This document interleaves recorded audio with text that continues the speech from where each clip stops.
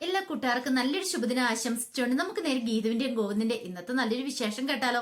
അങ്ങനെ ഇന്നത്തെ വിശേഷം നമ്മൾ കാണുന്ന രാധികാമ്മയും അനാർക്കലിയും തമ്മിൽ കണ്ടുമുട്ടുവാണ്. അപ്പൊ രാധികയുടെ ഉള്ളിൽ ചില സംശയങ്ങളൊക്കെ ഉണ്ട്. അനാർക്കലിയാണോ ഭാസ്കരേട്ടൻ ഇങ്ങോട്ട് കൂട്ടിക്കൊണ്ടു വന്നേ എന്നൊരു ചിന്തയൊക്കെ ഉണ്ട്. അപ്പൊ അതിനെക്കുറിച്ച് ചോദിക്കാൻ വേണ്ടിയിട്ടാണ് അനാർക്കലിയെ വിളിപ്പിച്ചിരിക്കുന്നത്. അങ്ങനെ പിന്നീട് അനാർക്കലിയെ കണ്ടു കഴിഞ്ഞപ്പോഴത്തേന് രാധിക ചോദിച്ചു, അല്ല അനാർക്കലി, ഞാൻ ഒരു കാര്യം ചോദിച്ചാൽ നീ സത്യം പറയോ? നീ ഇത് എന്തിനുള്ള പുറപ്പാടാന്ന് ചോദിക്കാം. ഇത് കേട്ടപ്പോ അനാർക്കലിക്ക് സംശയം. അനാർക്കലി ചോദിച്ചു, എന്താ രാധിക, നീ എന്താ ഇങ്ങനെയൊക്കെ പറയണെന്ന് ചോദിക്കാം. അല്ല, എന്റെ സംശയം വേറൊന്നുമല്ല, നീ എന്തിനാ ഭാസ്കരേട്ടനെ ഇങ്ങോട്ട് കൂട്ടിക്കൊണ്ടുവന്നേ? ജയിലിൽ നിന്ന് പുറത്തിറക്കിയത് എന്തിനു വേണ്ടിയാന്ന് ചോദിക്കാം. ജയിലിൽ നിന്ന് പുറത്തിറക്കിയെന്നാ? ഞാനാ? അല്ല പിന്നെ, നീ അല്ലാതെ പിന്നെ ആരാ ഭാസ്കരേട്ടൻ ജയിലിൽ നിന്ന് പുറത്തിറക്കുന്നേ? ജയിലിൽ നിന്ന് പുറത്തിറക്കിയത് എന്റെ പുക കാണാൻ വേണ്ടിയിട്ടാണോന്ന് ചോദിക്കാം. ദേ, ഒരു കാര്യം ഞാൻ പറഞ്ഞേക്കാം രാധിക, എഴുതാപ്പുറം വായിക്കേണ്ട കാര്യമില്ല. അങ്ങനെ ജയിലിൽ നിന്ന് ഇറക്കേണ്ട കാര്യം എനിക്കെന്താ? അല്ലെങ്കിൽ തന്നെ ഒന്ന് ഓർത്തു നോക്കിയേ, ഞാൻ ജയിലിൽ നിന്ന് ഇറങ്ങിയിട്ട് ഇത്ര നാളായതുള്ളൂ. പിന്നെ അയാൾക്ക് ഇനി 2-3 വർഷം കൂടെ ജയിലിലുണ്ട്. പക്ഷെ അയാൾ ഇതിനിടയ്ക്ക് എങ്ങനെ ജയിലിൽ നിന്ന് ഇറങ്ങിയെന്ന് എനിക്കറിയില്ല എന്ന് പറയണം. അത് കേട്ടപ്പോ രാധിക പറഞ്ഞു, നീ വെറുതെ കള്ളത്തരമൊന്നും പറയണ്ട, എനിക്കറിയാന്ന് പറയണം. ഈ 3-4 വർഷം കൂടി ഇനി അയാൾക്ക് ജയിലിലുണ്ടെങ്കിൽ പിന്നെ എങ്ങനെ അയാൾ പുറത്തിറങ്ങണേ? ഓഹോ, അപ്പൊ നീ എന്റെ തല കുറ്റം കെട്ടിവെക്കാൻ നോക്കുന്നേ. ഞാനും നിന്റെ ഭാസ്കരേട്ടൻ തമ്മിൽ എന്തൊക്കെയോ ഒരു ബന്ധം ഉണ്ടെന്നുള്ള രീതിയില്. ഒരു കാര്യം ഞാൻ പറഞ്ഞേക്കാം, അങ്ങനെ ഒരു ബന്ധം നീ എന്നെ സ്ഥാപിക്കാനായിട്ട് ശ്രമിക്കണ്ട. അറിയാലോ, നിനക്ക് എന്നെ ശരിക്കും അറിയാലോ എന്ന് പറയാണ്. അയാളെ പുറത്തിറക്കേണ്ട ആവശ്യം എന്താ? അല്ലെങ്കിൽ തന്നെ ഒന്ന് ഓർത്തു നോക്കിയേ, നീ എന്തൊരു പമ്പര വിഡ്ഢിയാന്ന്. ഈ 3-4 മാസം കൊണ്ട് അയാള് സിംഗപ്പൂർ പോയി ഷേണാസ് ഗ്രൂപ്പിന്റെ അങ്ങ് തലപ്പത്തെത്തുക എന്ന് പറഞ്ഞാൽ നടക്കുന്ന കാര്യമാണോ? നീ അല്ലാതെ അതൊക്കെ വിശ്വസിക്കുള്ള രാധിക. ആ വീട്ടിലേക്ക് കയറി വരാനുള്ള അയാളുടെ ഒരു തന്ത്രം വരുന്നത്, അത് നീ വിശ്വസിച്ചോ? അല്ലെങ്കിൽ തന്നെ ഞാൻ ഓർക്കുകയും ചെയ്തു, വരൺ എങ്ങനെയാന്ന് ഇങ്ങനെ മന്ദബുദ്ധിയായി തീർന്ന്. ഇപ്പൊ ഒരു കാര്യം മനസ്സിലായി, അതുപോലുള്ള ഒരു അമ്മയല്ലേ നീ എന്ന് ചോദിക്കുകയാണ്. രാധിക്ക് ഇത് കേട്ടപ്പത്തിന് ആ പട വെപ്രാളമായി. ഈ സമയം അനാർക്കലി പറഞ്ഞു, എനിക്ക് നിന്നെ ചെറിയ സംശയങ്ങളൊക്കെ ഉണ്ട് രാധിക, നീ ആണോ ഇതിന്റെ പിന്നിൽ പ്രവർത്തിച്ചിരിക്കുന്ന കൈകളെന്ന്. കാരണം ഭാസ്കരനെ ഇങ്ങോട്ട് കൊണ്ടുവന്ന നീയാണോ എന്നുള്ള കാര്യം. ദേ, അനാവശ്യം പറയരുത് കേട്ടോ, എങ്ങാനും ഗോവിന്ദ് അറിഞ്ഞു കഴിഞ്ഞിട്ടുണ്ടെങ്കിൽ. പിന്നീട് രാധിക പറഞ്ഞു, ഒരു കാര്യം ഞാൻ പറഞ്ഞേക്കാം, നീയും ഭാസ്കരനും തമ്മിൽ ബന്ധം വല്ല ഉണ്ടെന്ന് അറിഞ്ഞു കഴിഞ്ഞിട്ടുണ്ടെങ്കിൽ പിന്നെ ഭാസ്കരൻ അവിടെ നിലനിൽപ്പുണ്ടാകത്തില്ല. ആ സെക്കൻഡ് ഭാസ്കരേട്ടൻ പുറത്താവും. പിന്നീട് ഭാസ്കരന്റെ ഭാര്യയാണ് ഞാനെന്ന് അറിഞ്ഞു കഴിഞ്ഞിട്ടുണ്ടെങ്കിൽ പിന്നെ ഞാനും വരണു അവിടുന്ന് പുറത്താവും. ഞങ്ങൾക്ക് പിന്നെ ഒരു നിലനിൽപ്പുണ്ടാകത്തില്ലെന്ന് പറയാം. ഇത് കേട്ട് കഴിഞ്ഞപ്പോ അനാർക്കലി പറഞ്ഞു, അതാണോ വലിയ കാര്യം? അല്ലെങ്കിൽ തന്നെ ദേ, ഈ പറയുന്ന നിന്റെ മകനാണ് വരണെന്ന് അറിഞ്ഞു കഴിഞ്ഞിട്ടുണ്ടെങ്കിൽ, ഭാസ്കരൻ അറിഞ്ഞു കഴിഞ്ഞാൽ പിന്നെ എന്താ സംഭവിക്കാന്ന് അറിയാലോ. നീ അവിടെ ഉണ്ടെന്നുള്ള കാര്യമൊക്കെ അറിയും. പിന്നെ അറിയാലോ, നിന്റെ അറക്കൽ കുടുംബത്തിലെ നിലനിൽപ്പിനെ തന്നെ അത് ബാധിക്കുന്ന കാര്യമെന്ന് പറയണം. രാധയ്ക്കാണ് വല്ലാത്തൊരു ഞെട്ടല. രാധയ്ക്ക് എന്ത് ചെയ്യണമെന്ന് അറിയത്തില്ല. അതുകൊണ്ട് നൈസായിട്ട് ഭാസ്കരനെ ഒഴിവാക്കാനുള്ള വിദ്യകളൊക്കെ എന്താന്ന് വെച്ചാൽ നീ നോക്കിക്കോ രാധികെ. അല്ലാതെ എനിക്കിപ്പോ ഒന്നും ചെയ്യാൻ പറ്റില്ല. ഞാൻ അയാളെ ഇങ്ങോട്ട് കൊണ്ടുവന്നിട്ടില്ല. അയാൾ ഇങ്ങോട്ട് എന്തിനാ വന്നേന്ന് പോലും അറിയത്തില്ല. അയാളുടെ പിന്നിൽ വേറെ ആരോ പ്രവർത്തിക്കുന്നുണ്ട് എന്നൊക്കെ അനാർക്കലി രാധികയോട് പറയണം. രാധികയ്ക്ക് സമനില കിട്ടുന്ന പോലെ തോന്നി. പിന്നീട് വരുണ് ഭാസ്കരന്റെ കൈയും പിടിച്ചോണ്ട് പുറത്തെ പൂന്തോട്ടത്തിന് അങ്ങോട്ടേക്ക് വരുവാണ്. ഈ സമയം ഭാസ്കരൻ പറഞ്ഞല്ലേ, നമ്മൾ എങ്ങോട്ടാ പോണേ? വെറുതെ അകത്ത് മാത്രം ഇതിന്റെ കാര്യമുണ്ടോ അങ്ങളെ? പുറത്തേക്ക് ഒന്നും ഇറങ്ങണ്ടേ? പുറത്ത് ശുദ്ധവായു ഒക്കെ ശ്വസിക്കേണ്ടതെന്ന് നിൽക്കും. ശരിയാ. പിന്നെ ഞാൻ പറഞ്ഞു ഒന്നിന്റെ കാര്യം. ഒന്നിന് പോണോ? ഒന്നിന് പോണ ഒരു കാര്യം ചെയ്യാം, പോയി സാധിച്ചിട്ട് പോരാൻ പറയണം. അതല്ല 2. 2ഓ? എനിക്കൊന്നും മനസ്സിലായില്ല. അല്ലെങ്കിലേ മറ്റേ ഒന്നിന്റെ കാര്യം ഞാൻ പറഞ്ഞ 1 കോടി രൂപ. ഓ അങ്ങനെ 1 കോടി രൂപയുടെ കാര്യം. ആ കാര്യം ഒന്ന് ശരിയാക്കുമായിരുന്നെങ്കിൽ 1 കോടി രൂപ അങ്കിൾ എനിക്ക് കടവായിട്ട് തന്നാ മതി. മറ്റൊന്നും വേണ്ട, ഞാൻ പിന്നീട് തിരിച്ചു തന്നാളെന്നറിയാം. 1 കോടി രൂപ തരണമല്ലേ? അതൊക്കെ ശരി തന്നെയായിരുന്നു മോനെ, തരുന്നതിനൊന്നും കുഴപ്പമില്ല. പക്ഷെ എന്റെ വിദേശത്തുള്ള അക്കൗണ്ടേ ഇങ്ങോട്ട് ഞാൻ മാറ്റിയിട്ടില്ല. ആ അക്കൗണ്ട് മാറ്റിക്കഴിഞ്ഞാൽ എത്ര രൂപ വേണേലും തരാന്ന് പറയണം. ആ സമയത്താണ് ഗീതു ബാൽക്കണിയിലേക്ക് വരുന്നത്. ഗീതു നോക്കിക്കഴിഞ്ഞപ്പോഴത്തേനും 2 പേരും കൂടെ താഴെ ഗാർഡന്റെ അവിടെ നിൽക്കുന്നുണ്ട്. ഇവര് തമ്മിൽ എന്താ എത്ര വലിയ സംസാരിക്കുന്നേ? 2 പേരും കൊടുമ്പുരിയോടെ ചർച്ചയിലാണല്ലോ. അപ്പോഴേക്കും രേഖയും കൂടെ അടുത്തേക്ക് വരുവാണ്, ഗീതുവിന്റെ അടുത്തേക്ക്. 2 പേരും കൂടെ നോക്കി. ആ സമയത്ത് രേഖ ഗീതുവിനോട് പറഞ്ഞു, എന്നാലും എന്തായിരിക്കും ഗീതു അവര് തമ്മിൽ ഇത്രമാത്രം അടുപ്പം? അവർക്ക് തമ്മിൽ എന്തായിരിക്കും പറയാനുള്ളത്? കണ്ടില്ലേ, 2 പേരും ഭയങ്കര സ്നേഹത്തോട് കൂടിയിട്ടുള്ള സംസാരിച്ചോണ്ടിരിക്കണേന്ന് പറയണം. ഇത് കേട്ടപ്പോ ഗീതു പറഞ്ഞു, അത് ശരിയാ, പക്ഷെ പറയുന്ന എന്താന്ന് കേൾക്കാനൊന്നും പറ്റുന്നില്ല. അങ്ങനെ കേട്ടാൽ മാത്രമല്ലേ അറിയത്തുള്ളൂ അവരെന്തിനെ കുറിച്ച് സംസാരിക്കണേന്ന്.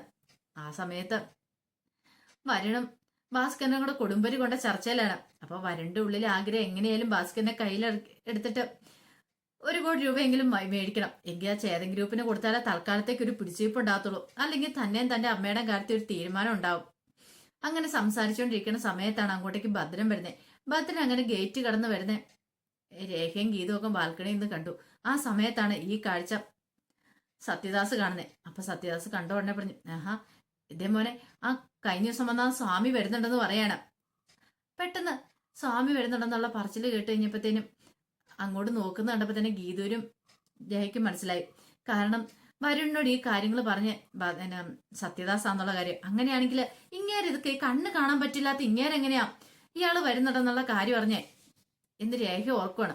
പെട്ടെന്ന് തന്നെ ഗീതു രേഖയോട് പറഞ്ഞു, അല്ല രേഖിച്ച ഒരു കാര്യം ചോദിച്ചട്ടെ, ഈ പറയുന്ന സത്യദാസിന് കണ്ണ് കാണത്തില്ലെന്നല്ല പറഞ്ഞേ, പിന്നെ എങ്ങനെയാ അത്ര ദൂരെ നിന്ന് വരുന്ന എന്റെ അച്ഛനെ കാണുന്നതെന്ന് ചോദിക്കുക. അത് ശരിയാ, അത് തന്നെ ഇപ്പൊ ഞാനും ആലോചിച്ചോണ്ടിരുന്ന ഗീതുന്ന് രേഖയും പറയണം. എന്തൊക്കെയോ എവിടേക്കോ ഒരു സ്പെല്ലിംഗ് മിസ്റ്റേക്ക് ഉള്ള പോലെ തോന്നുന്നുണ്ടല്ലോ എന്ന് പറയണം. അത് ശരിയാ എന്നും പറഞ്ഞ് രണ്ടുപേരും നിൽക്കുകയാണ്. ആ സമയത്ത് ഭദ്രൻ അങ്ങോട്ട് വന്നു. ഭദ്രൻ വന്നു കഴിഞ്ഞപ്പോഴത്തേനും വരുൺ ഇങ്ങനെ ഭദ്രനെ നോക്കുവാണ്.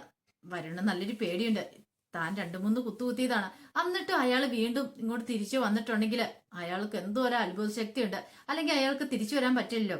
അങ്ങനെ അയാൾ വന്നു കഴിഞ്ഞപ്പോഴത്തേനും ഭാസ്കരൻ പെട്ടെന്ന് വരുണോട്, മോനെ നീ ആ വേലക്കാരുടെ എന്ന് പറ, എന്തെങ്കിലും കുടിക്കാനായിട്ട് എടുക്കുക, ഈ സ്വാമിക്ക് എന്തെങ്കിലും കുടിക്കാനായിട്ട് എടുക്കാൻ പറ എന്ന് പറയണം.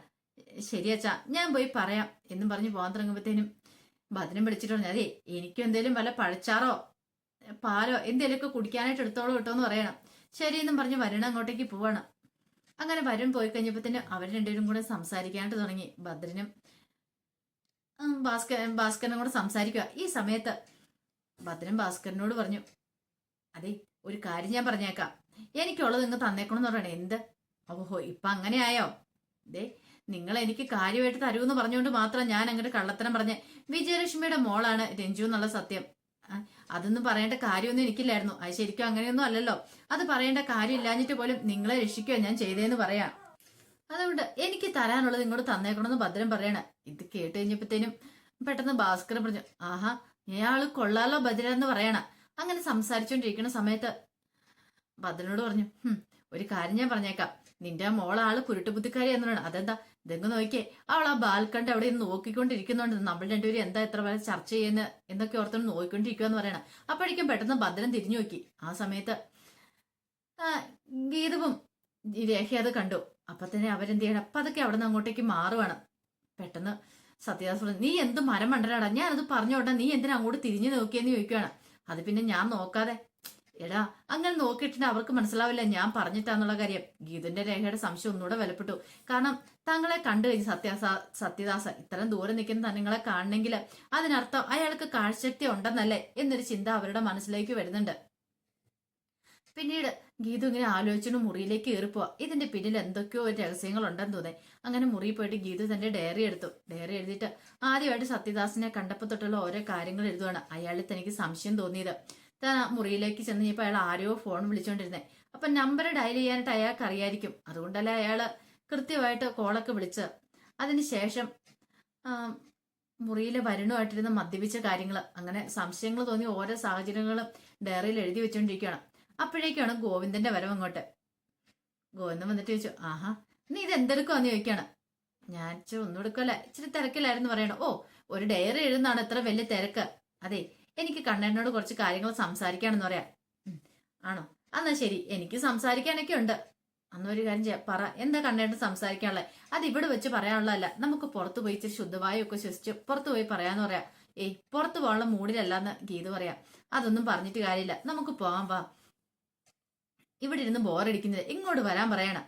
പുറത്തു പോയിട്ട് സംസാരിച്ചിട്ട് മതി ബാക്കി കാര്യം. ഞാൻ ഇന്ന് ഡ്രസ്സൊക്കെ ചേഞ്ച് ചെയ്തിട്ട് വട്ടെ എന്ന് പറഞ്ഞുകൊണ്ട് ഗോവിന്ദ് അങ്ങോട്ടേക്ക് പോവാണ്. ഈ സമയത്ത് ഗീതു ഇങ്ങനെ ആലോചിച്ചു, എന്തായിരിക്കും പോലും കണ്ണേട്ടിന് പറയാനുള്ള എന്തോ കാര്യമുണ്ട്.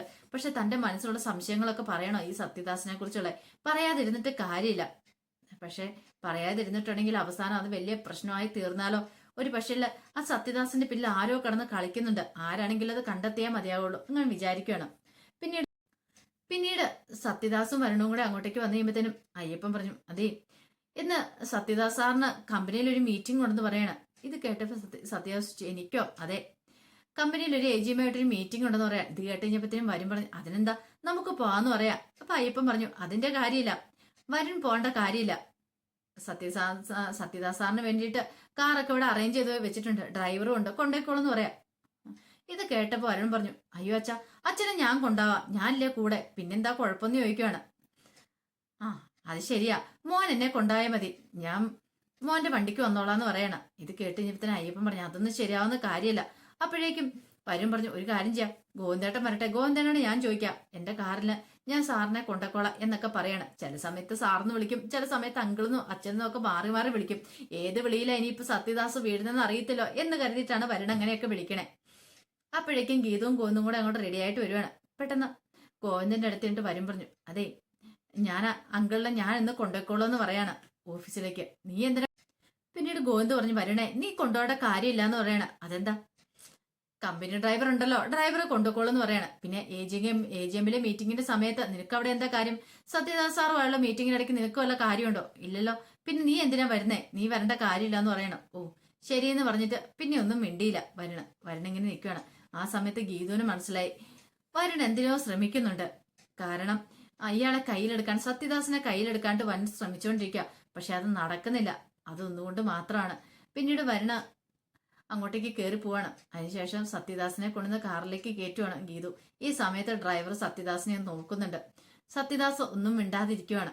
അപ്പൊ അതിന്റെ വിശേഷങ്ങളൊക്കെയാണ് കണ്ടത്. ഇതിന്റെ ബാക്കി വിശേഷങ്ങളുമായിട്ട് വൈകുന്നേരത്തെ പ്രൊമോയി വരാട്ടോ. ഒരിക്കൽ കൂടി എല്ലാവർക്കും നല്ലൊരു ദിവസം ആശംസിച്ചു നിർത്തുന്നു.